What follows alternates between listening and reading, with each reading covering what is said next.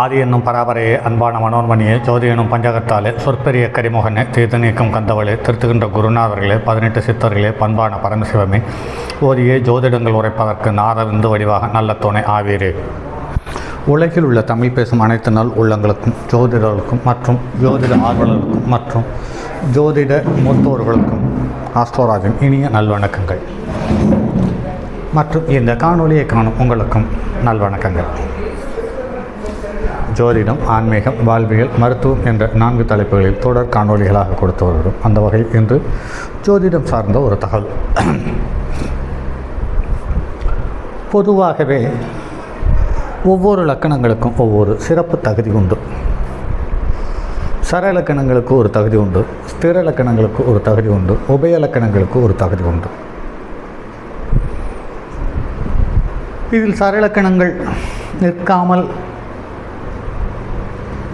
செயல்பட்டு கொண்டு இயங்கிக் கொண்டிருக்கும் இலக்கணங்கள் மனிதர்களை அடையாளம் காட்டுகிறது அல்லது உயிர்களை அடையாளம் காட்டுகிறது. அடுத்தது ஸ்திர இலக்கணம் என்று பார்க்கும் பொழுது அவர்கள் ஒரு இடத்தில் நின்று நிதானமாக ஒரு இடத்தில் அமர்ந்து செயல்படக்கூடியவர்கள். இவர்களுடைய செயல்களில் மந்தம் இருக்கும். ஆனால் இவர்களுக்கு உபய இலக்கணத்துக்காரர்களும் சர இலக்கணத்துக்காரர்களும் போதுமான அளவுக்கு வந்து சுலபமாக அமைந்து விடுகிறார்கள். ஆக இவர்கள் ஆகச்சிறந்த மனிதர்களாகவும் பணக்காரர்களாகவும் ஆகிவிடுகிறார்கள் என்பது பார்க்க முடிகிறது.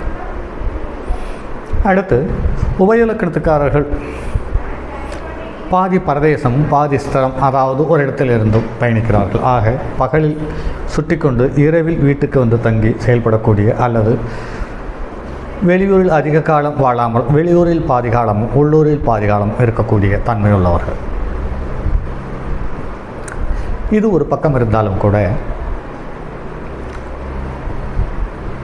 நெருப்பு லக்கணம் என்று சொல்லக்கூடிய மேசம், சிம்மம், தனுசு, நில லக்கணம் என்று சொல்லக்கூடிய ரிஷபம், துலாம், மகரம், காற்று லக்கணம் என்று சொல்லக்கூடிய மிதுனம், துலாம், கும்பம், நீர் லக்கணம் என்று சொல்லக்கூடிய கடகம், விருச்சிகம், மீனம். இந்த 4 விதமான வீடுகள், இந்த 4 விதமான வீட்டில் அமரக்கூடிய கிரகங்களுடைய தன்மை அந்த மனிதனுடைய ஒட்டுமொத்த வாழ்க்கையையும் பூரணமாக நிர்ணயம் செய்கிறது என்பதில் மாற்று கருத்தில்லை. இதில் ஒரு கிரகம்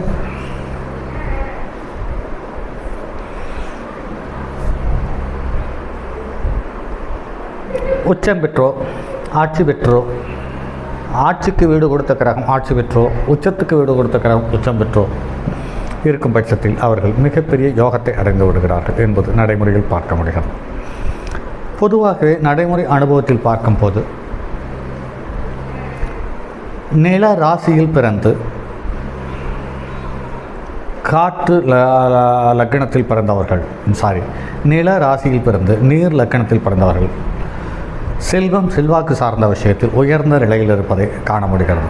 மீண்டும் சொல்லுகிறேன், நில வீடான ரிஷபம், கன்னி, மகரம் இந்த 3இல் ஏதாவது ஒரு லக்கணமாகவோ ராசியாகவோ அமர்ந்து கடகம், விருச்சிகம், மீனம் இதில் ஏதாவது ஒன்று ராசியாகவோ லக்கணமாகவோ பிறந்தவர்கள் பொருளாதார விஷயத்தில் ஆகச்சிறந்த உயரத்துக்கு சென்று விடுகிறார்கள் அல்லது அழிக்க முடியாத செல்வத்துக்கு சொந்தக்காரராக இது வாழ்வதை பார்க்க முடிகிறது. அப்படிப்பட்ட ஒரு ஜாதகம்தான் இது. பொதுவாகவே கடக லக்கணத்தில் பிறந்தவர்கள் எல்லாமே புலம்பெயர்ந்து வந்தவர்கள் அல்லது மாற்று இனத்தை சார்ந்தவர்களாக இருக்கிறார்கள் அல்லது மாற்று மதத்தை சார்ந்தவர்களாக இருக்கிறார்கள். ஆனால் அவங்களுடைய சொந்த ஊரில் அவர்களுடைய இனத்துக்கு இடையில் அவர்கள் மதிக்கப்படாத செல்லா காசாக இருக்கிறார்கள் என்பது நடைமுறையில் பார்க்க முடிகிறது.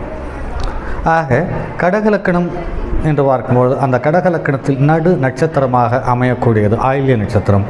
இந்த ஆயில்ய நட்சத்திரம் என்பது ஆதிசேஷன் என்று சொல்லப்படுகிறது. இந்த ஆதிசேஷன் என்பது புற்றில் குடியிருக்கும் ஒரு ஜீவன். இது எந்த புற்றில் போய் சேருகிறதோ அந்த புற்றை தனக்காக்கி கொண்டு தான் சுற்றி இருக்கும் இடங்களில் அனைத்தையும் தன்னுடைய கட்டுப்பாட்டுக்குள் வைத்து கொள்ளக்கூடிய தன்மையுள்ள ஆயில்ய நட்சத்திரம் கடகராசியில் நடு நட்சத்திரமாக அமர்ந்து விடுகிறது. இவர்களுக்கு இயல்பாகவே புத்திசாலித்தனமும் எழுத்துத்தன்மையும் கற்பனை யோகத்திறமையும், அதே சமயத்தில் இந்த புதன் சந்திரனுக்கும் குருவின் மனைவி தாரைக்கும் பிறந்தவன் என்று சொல்லப்படுவதால் இவர்களுக்குள் வெளியே காட்ட முடியாத அல்லது வெளியே காட்ட விருப்பாத பித்தலாட்டமும் அல்லது வஞ்சகத்தனமும் இவர்களோடு கூடியிருக்கிறது என்பது நடைமுறையில் பார்க்க முடிகிறது. அந்த வகையில் இந்த ஜாதகம் 1924ஆம் ஆண்டு ஜூன் மாதம் 3ஆம் தேதி காலை 9 மணிக்கு ஜனனமானது.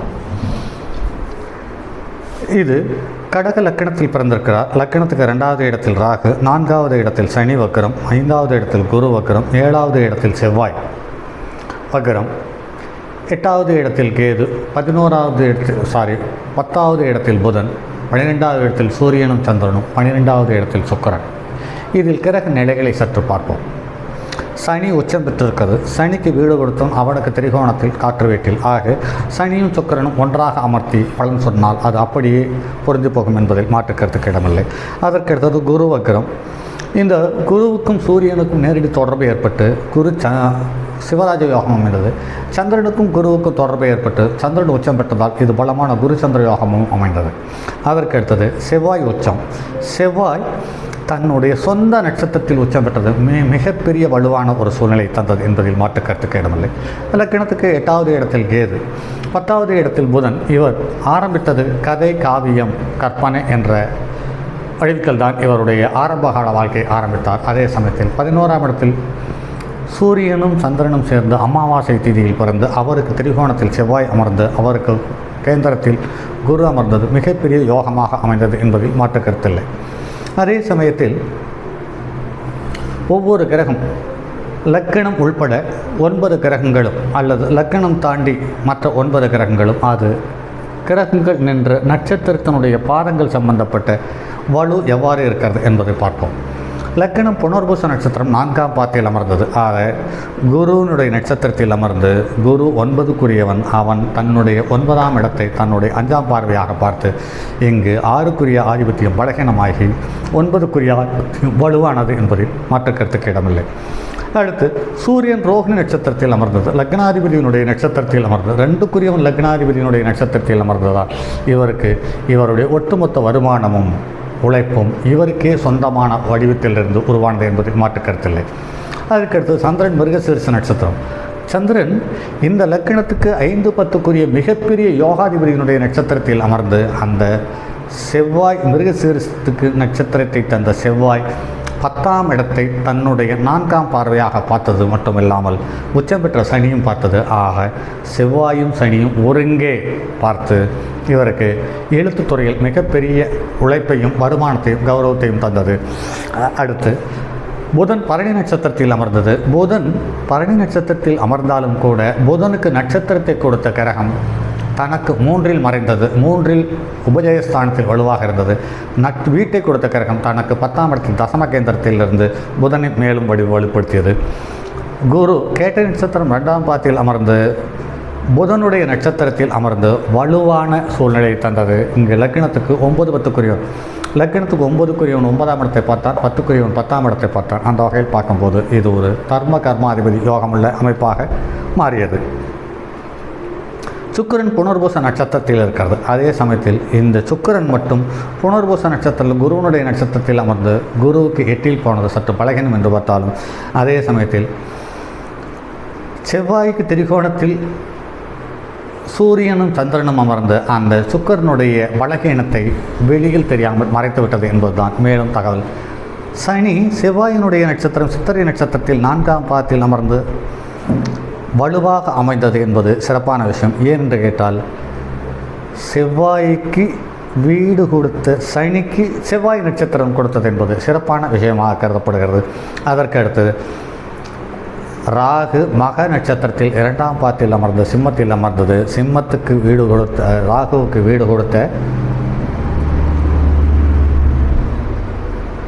சூரியன் ராகுவுக்கு தசம கேந்திரத்தில் அமர்ந்து வலுவான சூழ்நிலையை உருவாக்கியது. அதே சமயத்தில் மக நட்சத்திரத்தை தந்த கேது தனக்கு 7ஆம் இடத்தில் அமர்ந்து இவருக்கு அதீத ஞானத்தை தந்தது.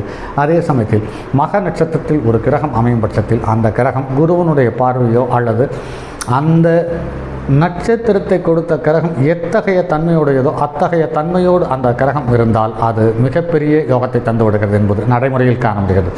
அதாவது காற்று நட்சத்திரம் என்று சொல்லக்கூடிய ஞான நட்சத்திரம், ஞான கிரகம் என்று சொல்லக்கூடிய கேதுவனுடைய நட்சத்திரம், ராகுவும் கேதுவும் இரண்டும் நிழல் கிரகங்கள் என்பதில் மாற்று கருத்தில்லை. அந்த மாற்று கிரகத்தினுடைய நட்சத்திரம் அது மக நட்சத்திரத்தில் அமர்ந்து ஜகம் முழுவதும் அடையாளம் தெரிந்து ஒரு மனிதனாக அடையாளம் காணப்பட்டது என்பது மேலும் சிறப்பான ஒரு தகவல். அடுத்து செவ்வாய் அவிட்ட நட்சத்திரம். இந்த செவ்வாய் அவிட்ட நட்சத்திரத்தில் அமர்ந்து லக்னத்துக்கு 8வது இடத்தில் அமர்ந்தாலும் 8க்குரியவன் என்று பார்க்கும் பொழுது அவனுக்கு 9ஆம் இடத்தில் காற்று வீட்டில் அமர்ந்தது என்பது மேலும் விசேஷமான தகவல். அதே சமயத்தில் இங்கு பாருங்கள் நண்பர்களே, ஒரு நீர் வீட்டில் லக்னம் அமர்ந்து அந்த நீர் வீட்டுக்குரிய கிரகம் நில வீட்டில் அமரும் பட்சத்தில் அவர்களுக்கு அழியாத செல்வத்தை தந்து விடுகிறது என்பது நடைமுறையில் பார்த்தாலும் கூட இங்கு காற்று வீட்டிலேயும் முழுமையாக கிரகங்கள் இருக்கிறது என்பது தான் மேலும் தகவல். அந்த காற்று வீடு என்பது கண்ணுக்கு தெரியாத மறைமுக நடவடிக்கைகள் அல்லது புகைப்படங்கள் அல்லது சினிமா துறை போன்ற மிகப்பெரிய யோகத்தை தந்து விடுகிறது. கேது என்பது ஞானம், சுக்கிரன் என்பது போகம், சனி என்பது உழைப்பு. இப்படி சுக்கிரனும் காற்று வீட்டில், சனியும் காற்று வீட்டில், கேதுவும் காற்று வீட்டில் ஆக ஒன்றுக்கொன்று திரிகோணத்தில் அமர்ந்தது மிகப்பெரிய யோகமாக அமைந்து விடுகிறது என்பது நடைமுறையில் பார்க்க முடிகிறது. ஆக இந்த ஜாதகத்தில் நிறைய கிரகங்கள் வலுவான சூழ்நிலையில் அமர்ந்து ஒன்றுக்கொன்று மறையாமல் உச்சம் பார்த்த நிலையில் அமர்ந்து யோகத்தை தந்தது. இங்கு என்னுடைய அனுபவத்தில் இங்கு சாலச்சிறந்த அமைப்பு என்று பார்க்கும் பொழுது சனியும் செவ்வாயும் 10ஆம் வீட்டையும் பார்த்து, சனியும் செவ்வாயும் லக்கணத்தையும் பார்த்து, சனி செவ்வாயோடு சேர்ந்து குருவும் பார்த்தது என்பது இறக்கும் வரையில் தன்னை சுற்றி இருப்பவர்களை தன்னுடைய கட்டுப்பாட்டுக்குள் வைத்து கொண்டிருந்து வாழ்ந்து முடித்தார் என்பதில் தான் மேலும் சிறப்பான ஒரு தகவல். ஆக நில வீட்டிலும் நீர் வீட்டிலும் லக்கணமும் ராசியும் அமர்ந்து ஒருவருக்கொருவர் தொடர்பு ஏற்படும் பட்சத்தில், அவர்களுடைய தசாபுத்தி வலுவாக அமையும் பட்சத்தில் அவர்களுக்கு அழியாத செல்வத்தை தந்து விடுகிறது என்பதுதான் நடைமுறை அனுபவம். சரி நண்பர்களே, மற்றும் அடுத்தது ஒரு பதிவில் சந்திப்போம். அதுவரை உங்களிடமிருந்து விடைபெறுவது உங்கள் அன்பு நண்பன் எம் ராஜரத்தினம்.